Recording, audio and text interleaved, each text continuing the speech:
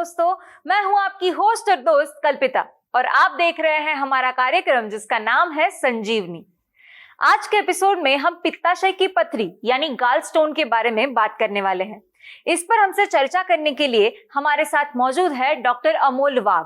तो चलिए उनका स्वागत करते हैं और एपिसोड की शुरुआत करते हैं। वेलकम डॉक्टर अमोल वाघ, आपका हमारे संजीवनी के मंच पर बहुत बहुत स्वागत है। थैंक यू डॉक्टर, आज हम बात करेंगे पित्ताशय की पथरी यानी गैलस्टोन के बारे में। तो सबसे पहले तो मैं आपसे ये जानना चाहूंगी कि पित्ताशय की पथरी होती क्या है और इसकी वजह क्या होती है? पित्ताशय की पथरी मतलब पित्त के थैली में पथरी होना। तो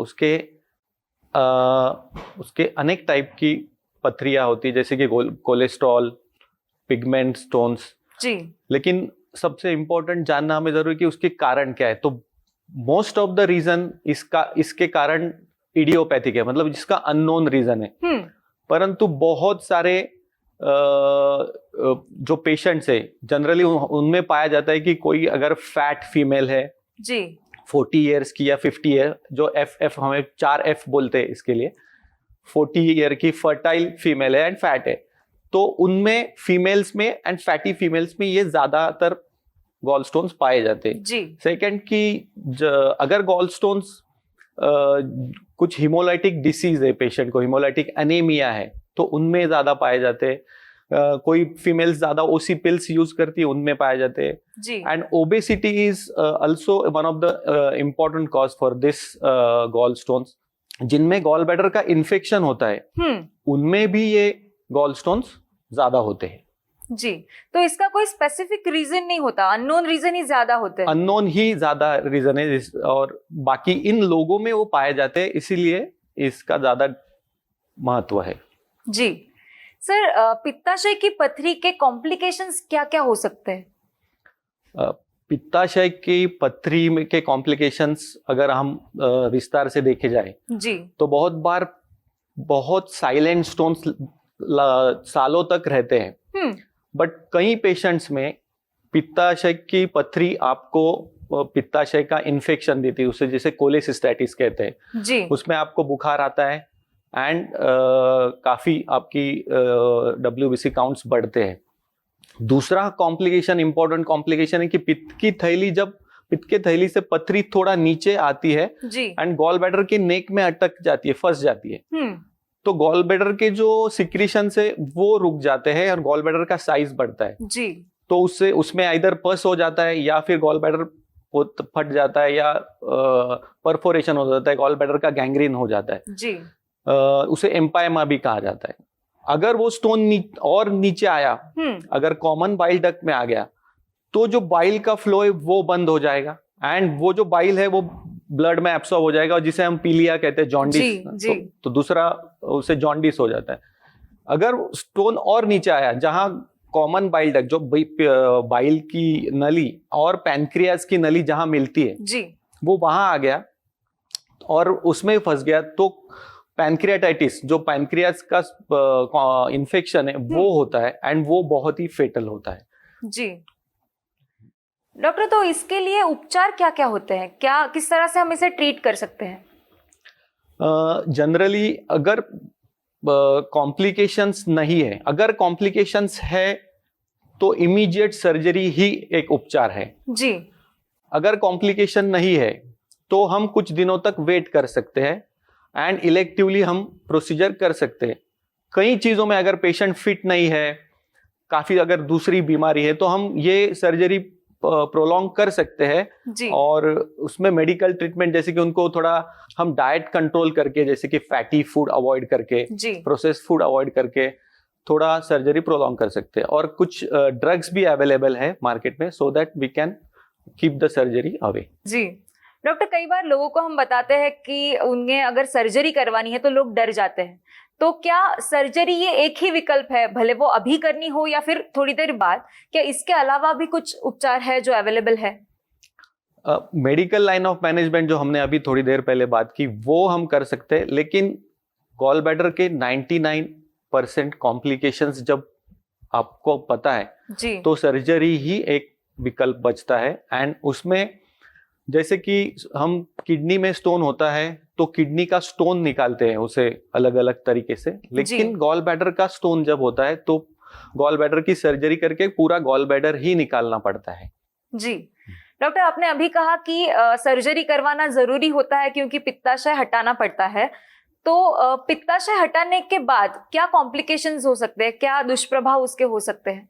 देखिए, पित्ताशय हमने हटाया क्यों है कि कॉम्प्लिकेशंस होने वाले थे या हो गए हैं, वो अवॉइड करने के लिए हमने पित्ताशय। जी, अगर एक बार गॉल ब्लैडर में स्टोन्स बन गए, उसका इन्फेक्शन हो गया या कुछ कॉम्प्लिकेशंस हो गए, तो एज सच पित्त की थैली का, पित्ताशय का काम बॉडी में नहीं रहता है, एंड उसे हटाने से नॉर्मली बॉडी के नॉर्मल फंक्शन पे कोई असर नहीं पड़ता है। जो नॉर्मली जो बाइल सीक्रेट होता है लीवर में, वो लीवर से कॉमन बाइल डक्ट से नीचे आता है। पित्ताशय तो एक ऑर्गन है जो थोड़ा सा बाइल स्टोर करके रखता है, ताकि एक्स्ट्रा जब फैटी फूड आता है तो वो कॉन्ट्रैक्ट होता है एंड थोड़ा बाइल उसको जाके डाइजेस्ट करता है। जी, तो एज सच अगर कॉम्प्लिकेशंस है तो there is no need to keep that gallbladder there.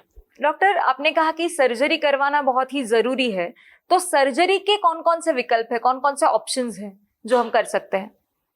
देखिए, सर्जरी के तो दो ही विकल्प है। एक तो मिनिमली एक्सेस सर्जरी, जिसे हम दूरबीन की सर्जरी, लैप्रोस्कोपी कहते हैं जी, और दूसरी ओपन सर्जरी।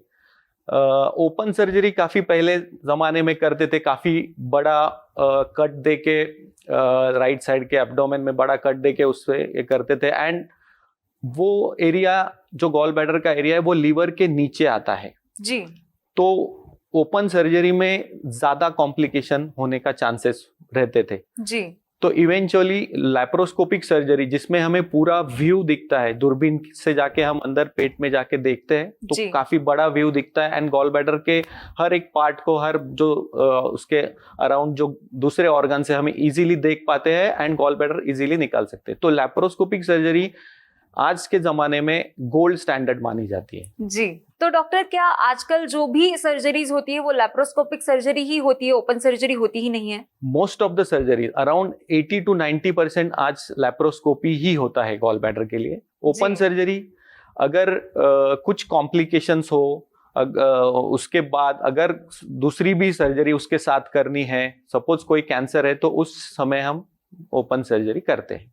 डॉक्टर, मैंने कई बार सुना है कि जिन्हें पित्ताशय की पथरी है उन्हें ईआरसीपी का जो ट्रीटमेंट है वो दिया गया है, तो ये ईआरसीपी क्या है और वो कब दिया जाता है? ईआरसीपी मतलब एक एंडोस्कोपिक रेट्रोग्रेड कोलेंजोपैनक्रेटियोग्राफी उसे कहते हैं।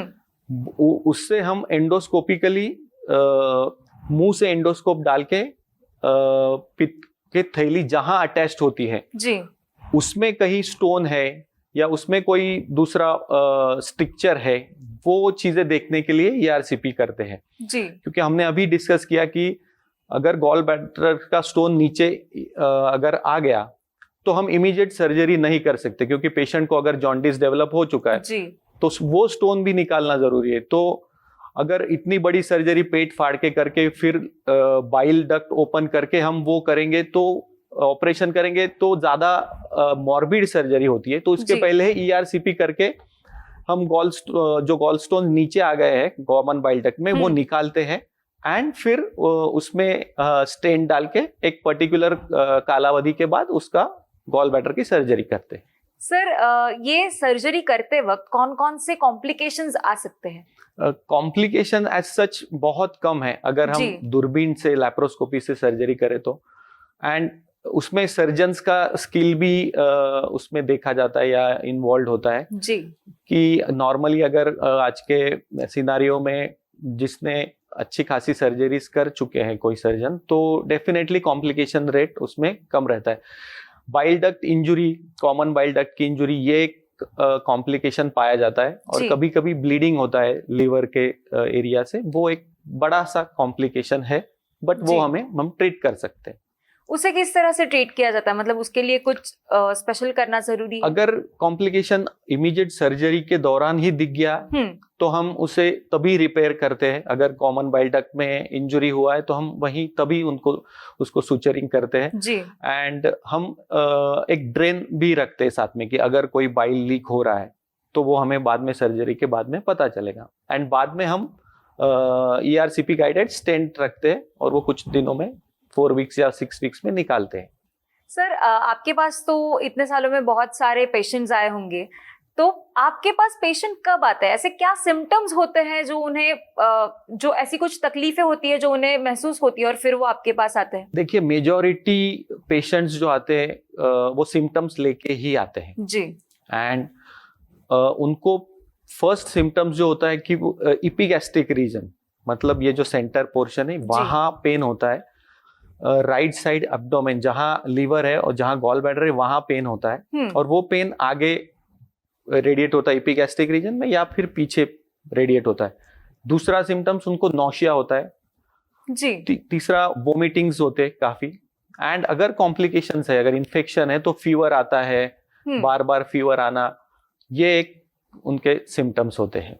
जी डॉक्टर, जैसे कि आपने कहा था कि ये जो पित्ताशय की पथरी है वो लेडीज में ज्यादा दिखाई देती है, तो क्या ऐसा कोई स्पेसिफिक एज ग्रुप है जिसमें ये स्टोन होता है? कॉमनली गॉल स्टोन्स लेडीज में ज्यादा पाए जाते हैं, पर एक पुरानी ये कहावत थी जो हम किताबों में पढ़ते थे या हमारे नॉलेज के लिए थी कि जनरली कोई फीमेल फैट है, फर्टाइल है एंड अराउंड 40 to 50 ईयर्स की, तो उन फीमेल्स में ये जनरली ज्यादा पाया जाता है। बट अभी ऐसा सीन नहीं है या सिनारियो नहीं है, काफी यंग फीमेल्स में भी पाया जाता है, यंग मेल्स में भी पाया जाता है, सब में ये ऑलमोस्ट कॉमन ही है। डॉक्टर, मैं आपसे ये पूछना चाहूंगी कि सर्जरी होने के बाद रिकवर होने में एग्जैक्टली कितना वक्त लगता है? क्या कोई फिक्स्ड वक्त होता है? हाँ, सर्जरी हम कौन सी प्रकार की कर रहे हैं उसके ऊपर ये डिपेंड होता है, या पेशेंट के कितने कॉम्प्लिकेशंस है ये इसके ऊपर डिपेंड होता है जी। अगर ओपन सर्जरी हमने की है तो उसमें डेफिनेटली ज्यादा समय लगता है रिकवरी के, क्योंकि बड़ा इंसिजन है, ब्लड लॉस होता है, मॉर्बिड सर्जरी है जी। तो उसे रिकवर होने में डेफिनेटली 6 to 7 डेज या कभी कभी 10 दिन तक भी लगते हैं। लेकिन जो की होल सर्जरी है, लैप्रोस्कोपिक सर्जरी है, उससे रिकवरी में काफी कम समय लगता है। कभी कभी तो हम एक ही दिन में पेशेंट को डिस्चार्ज कर देते हैं, जनरली हम सेकेंड डे डिस्चार्ज करते हैं। जी डॉक्टर, अक्सर लोगों के मन में यही डर होता है कि सर्जरी करवाने के बाद हमें डिस्चार्ज कब मिलेगा, तो आपने बताया कि लैप्रोस्कोपिक सर्जरी में तो एक ही दिन में भी मिल सकता है, लेकिन अगर किसी की ओपन सर्जरी हुई हो तो उसे डिस्चार्ज मिलने में कितना वक्त लगता है? उसे डिस्चार्ज देने में हम एक 3 या 4 दिन में डिस्चार्ज देते हैं। कभी कभी हम अगर ब्लड लॉस नहीं है, सब सर्जरी स्मूथ गई है जी, तो 2 दिन में भी डिस्चार्ज दे सकते हैं।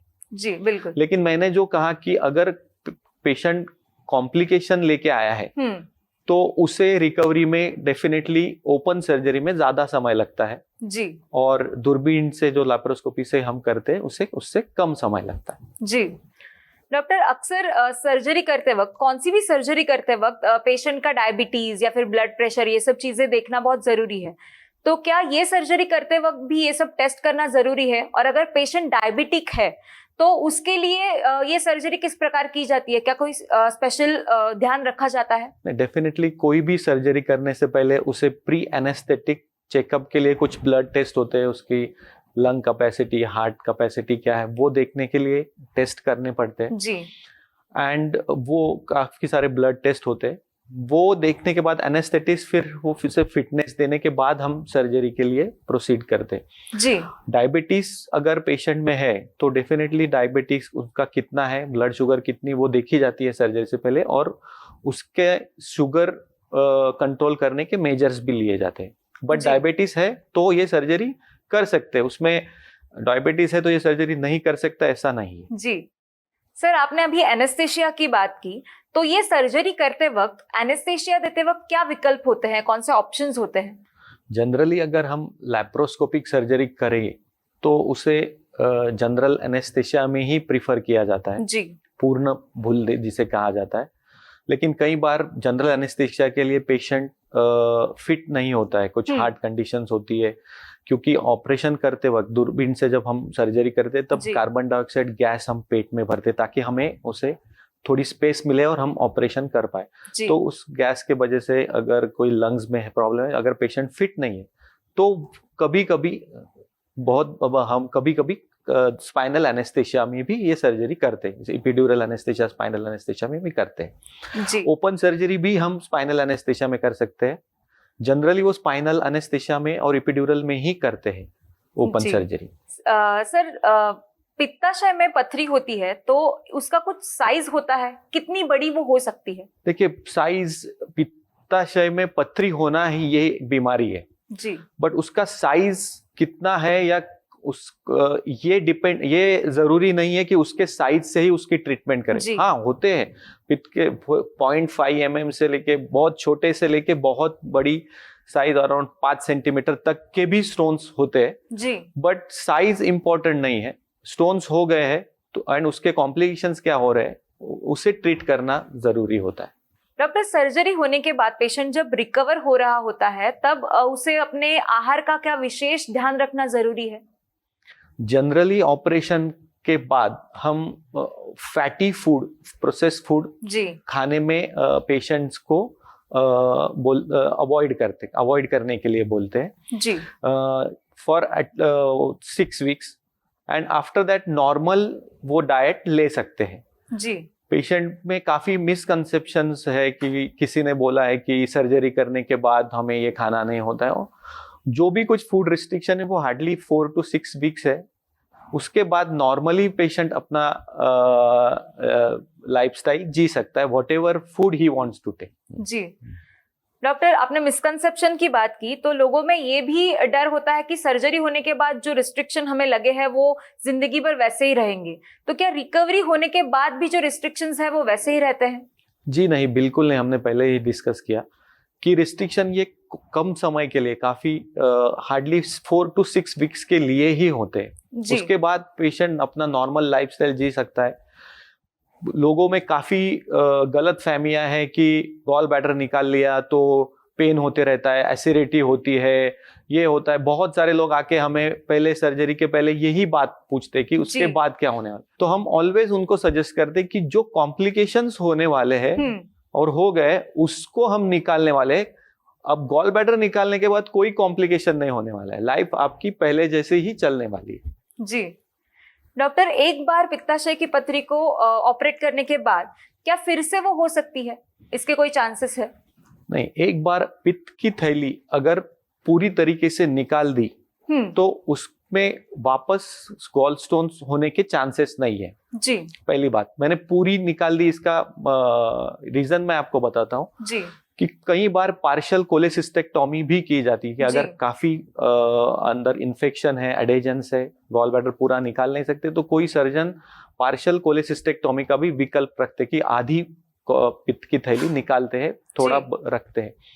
ये भी एक सर्जरी है, तो उसमें स्टोन्स हो सकते हैं। और सेकेंड थिंग कि अगर सीबीडी में, मतलब कॉमन बाइल डक्ट में स्टोन्स हो सकते हैं, लेकिन अगर पित्त की थैली पूरी तरह से निकाल दी तो पित्त के थैली में कभी गॉल स्टोन्स नहीं होते। जी डॉक्टर, जैसे कि अभी आपने कहा कि कभी कभी डॉक्टर ये भी करते हैं कि जो आधी पित्ताशय की थैली होती है वो निकाल देते हैं, लेकिन अगर सर्जरी के बाद उन्होंने सभी चीजों का ठीक से ध्यान रखा, फैटी फूड्स या फिर प्रोसेस्ड फूड नहीं खाया, तो पथरी होने के चांसेस कम हो सकते हैं? डेफिनेटली चांसेस कम हो सकते हैं, लेकिन मैंने पहले ही आपसे कहा कि पित्त के थैली में पथरी होना ये काफी, इसका रीजन जो है काफी हद तक अननोन है। जी हाँ, तो उसमें हो सकते हैं, उसे हम ना नहीं कर सकते। जी डॉक्टर, अगर किसी बुजुर्ग व्यक्ति को जिसकी उम्र मानो 80-85 है, अगर उसे गैलस्टोन हो जाए तो क्या उनकी सर्जरी करना भी पॉसिबल है? बिल्कुल पॉसिबल है और करना जरूरी भी है जी, और हम करते भी हैं। जी हमने रिसेंटली एक 15 डेज बैक एक 98 ईयर्स ओल्ड व्यक्ति की सर्जरी की है, क्योंकि उन्हें गॉल स्टोन्स है एंड उनके कॉम्प्लिकेशंस हो रहे हैं। तो डेफिनेटली उसे सर्जरी करने में कोई एज लिमिट नहीं है जी। अगर डिसीज है तो उसकी ट्रीटमेंट करना जरूरी है एंड यस हम कर सकते हैं ऑपरेट। डॉक्टर, आपने तो ऐसे बहुत सारे केसेस देखे होंगे, अगर आप हमारे दर्शकों से आपके कुछ केसेस डिस्कस करना चाहें। आपने अभी एज का क्राइटेरिया बताया, तो अभी रिसेंटली मतलब हमने पहले ही डिस्कस किया कि फैट फीमेल है, उसमें ज्यादा पाए जाते हैं एंड ऑल। बट हमने रिसेंटली मैंने एक पेशेंट 2 दिन पहले ही हमने उस पेशेंट को देखा। पेशेंट की उम्र 6 इयर्स है, फीमेल, एंड उनको जॉन्डिस हुआ था। तो उनका आगे इन्वेस्टिगेशन करने के बाद पता चला कि उनको गॉल स्टोन्स है, एंड वो गॉल स्टोन्स निकल के सीबीडी में आ गए, इसीलिए उसको हुआ है। तो एज क्राइटेरिया अभी नहीं रहा है जी, because of the processed food and fatty food जितना कंज्यूम किया जाता है।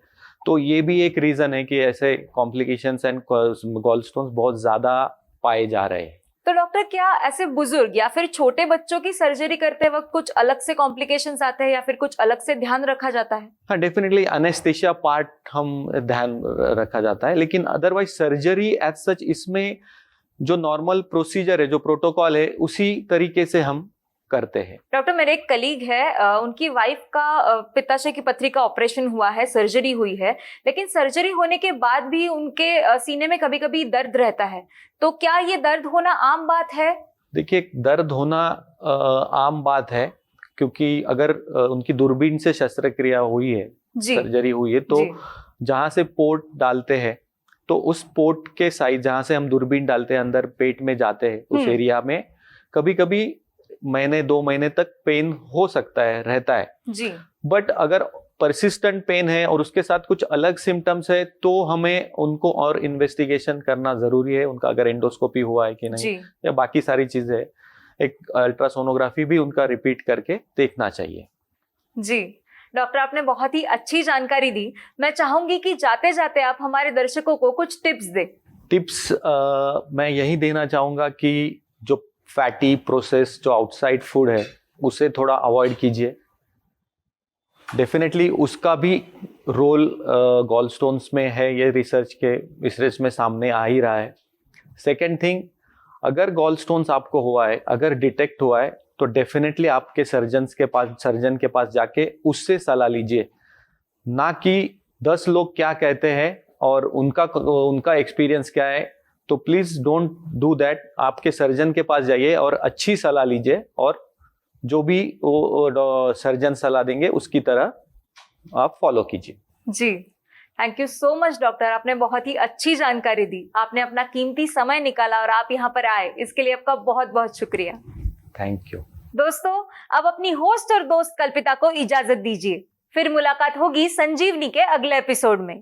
तब तक अपना ख्याल रखिए।